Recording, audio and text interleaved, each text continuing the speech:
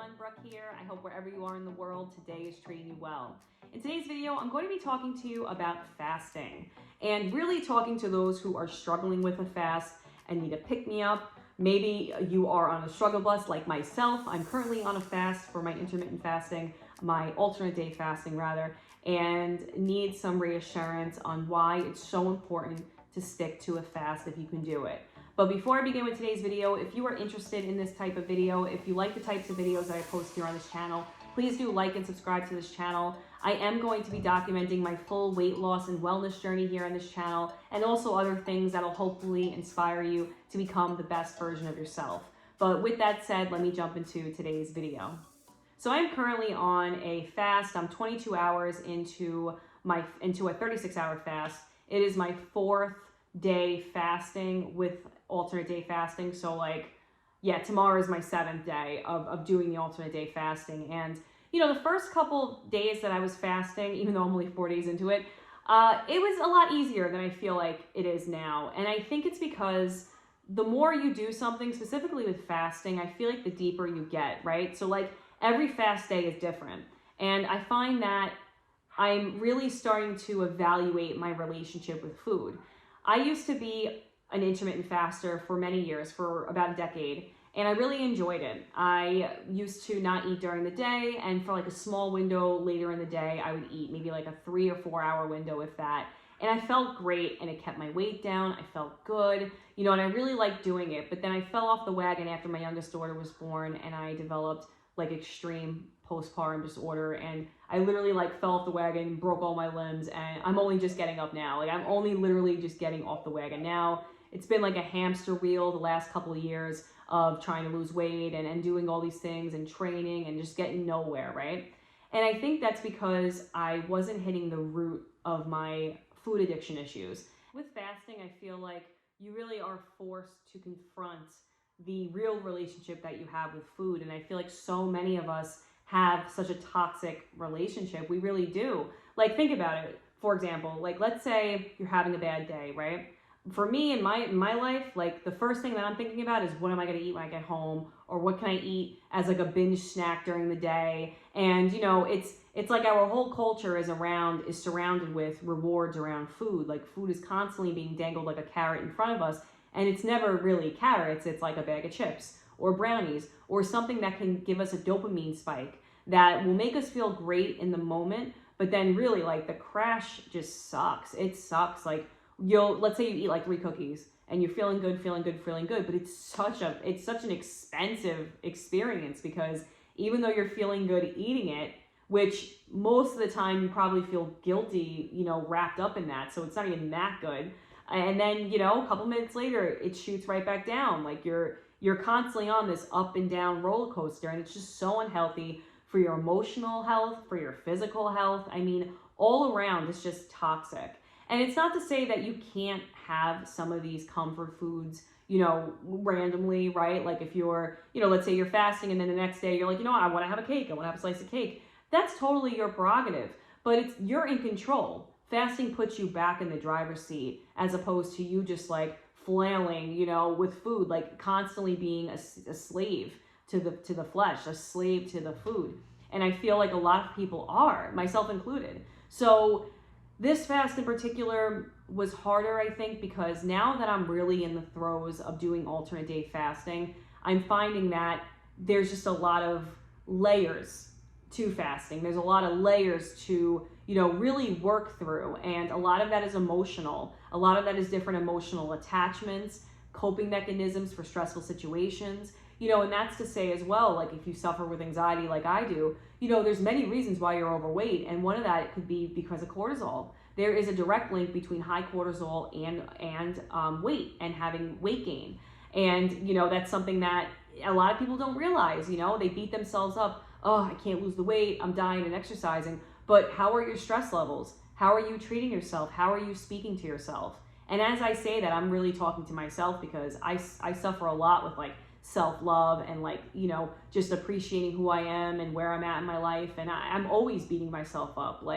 I'm the biggest bully to myself. I will clown myself all day, and that's just not how I want to be anymore. So fasting is kind of like the sword that's really just sculpting the person that I want to be, and that's physically and that's also mentally.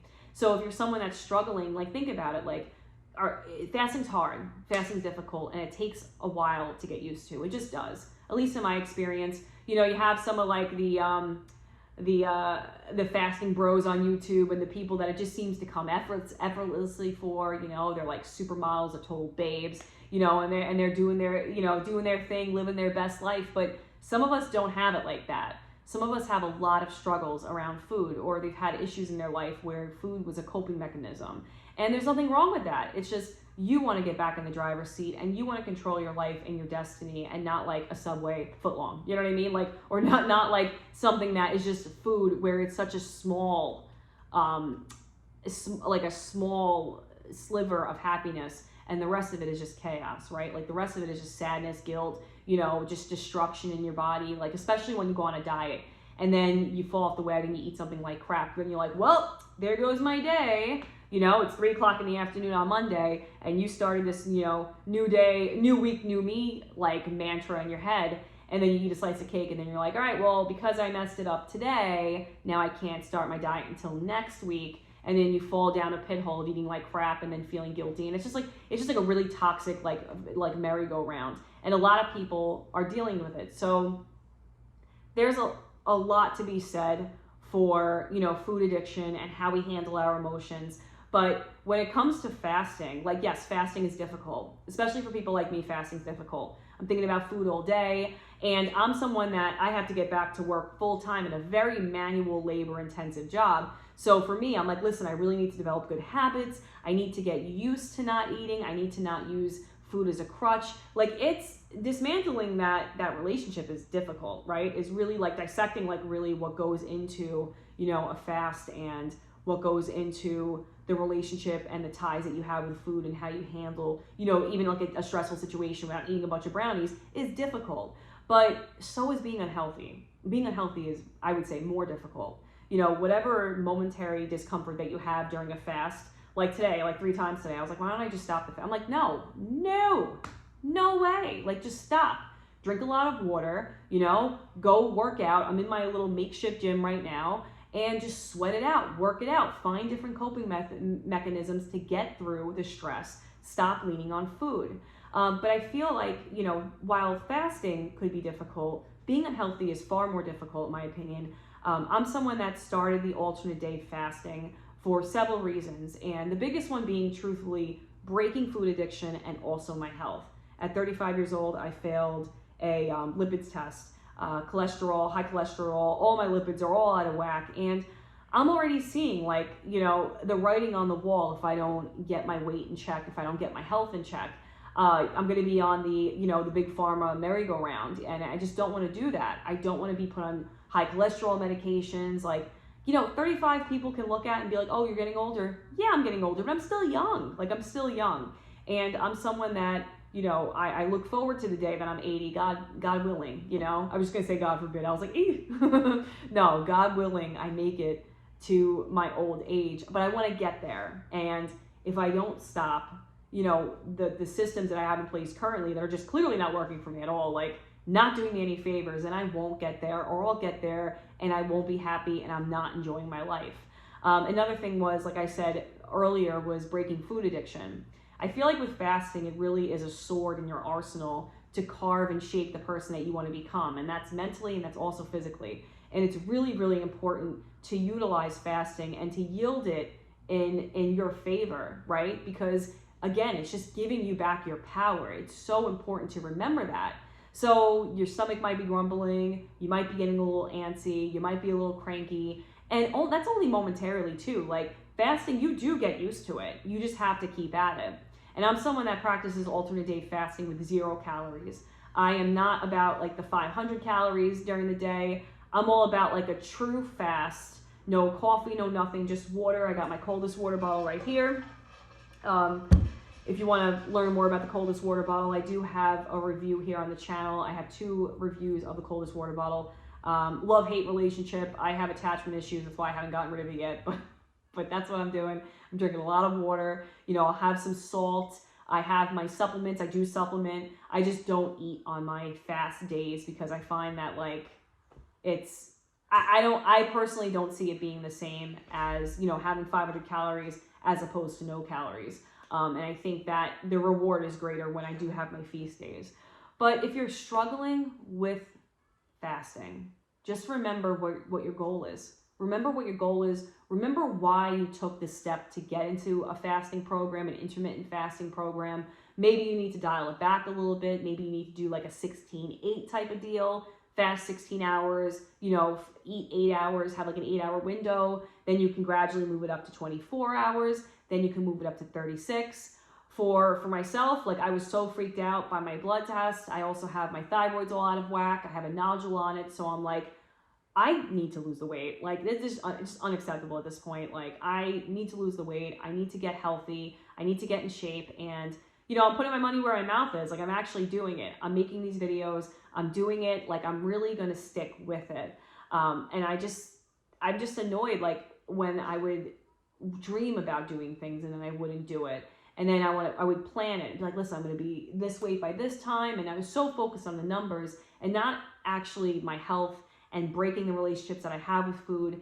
And I think it's just really important to remember why you're doing something. I can keep talking about this topic because it's fascinating when you really start to like peel back the layers of your psyche and why you do certain things. And you see that food addiction is such a big role in our lives. Then it really makes you think and really makes you want to have different relationships with food and connect your psyche to something else. So like, let's say if you're stressed out, you know, you work out, right? Like just get into the habit of working out. And that's what I'm trying to do right now. I'm trying to like funnel my food addiction towards working out. Not to be a workout addiction, but really just to be something that is healthy, that's actually helping me. Getting into the habit of reading more, getting into the habit of doing different things, right? But pretty much what you want to do during a fast when you're struggling. And even as I'm talking, even as I'm letting it out, I feel better, right? I feel better. You want to see what your priority and what your goal is. You know, maybe fasting's not for you. Some people just can't fast. They can't fast, whether it be for medical reasons, especially if you're like a type 1 diabetic. And, you know, I'm not a doctor at all. I am just a humble welder and plumbing apprentice. I am a nobody in that field. But I do know that certain conditions make fasting either impossible or extremely difficult. Or maybe you're not like that kind of person, right? But you can definitely eat healthier and you can definitely assess your, you know, or your eating habits and really just curtail them to being more healthy and having a better relationship with food. But if you are someone that can fast, then you have to really think about what your goal is. If you want to use fasting as the tool that it is, as the master carver that it is and it can be in your life, then think about this. Is the momentary discomfort of fasting more important than the momentary pleasure and extreme distress that you have when you binge eat? Is it more important than your health? And I'm not to say that fasting will cure everything, but fasting is your body's way of really repairing, of really creating just the body that you're meant to have, right? If you think about it on like a DNA cellular level, like your body is a fantastic computer. And when you give it a chance to break down, when you're not constantly throwing things into it, shoveling different, you know, cookies and Fritos into it, or Cheetos rather, then it gives your body a chance to turn things off that may be really like crazy energy producers and focus on other things. That's why you often hear with fasting like, oh, my skin cleared up, oh, I lost weight, oh, I did this, that, and the third, because your body actually had a chance to assess those situations, you know, clear your skin up, maybe burn the fat, you know, it's really fantastic. And if you can stick with fasting, then stick with it. Because I'm telling you, the momentary discomfort of fasting far outweighs the momentary pleasure of eating something that is bad for you. Just don't do it. Make this be the time where you put yourself first, not your taste buds, not being a slave to your flesh, but who you want to be, your future best version of yourself. And with that said, I'll let you all go today, but if you're struggling, stay in it, stay with it, and, you know, watch YouTube videos. I love watching YouTube videos of people that fast and seeing their journey, and I'm really looking forward to sharing my own. But I hope you all have a wonderful day ahead, and I will check you back again on the next video. Take care, friends.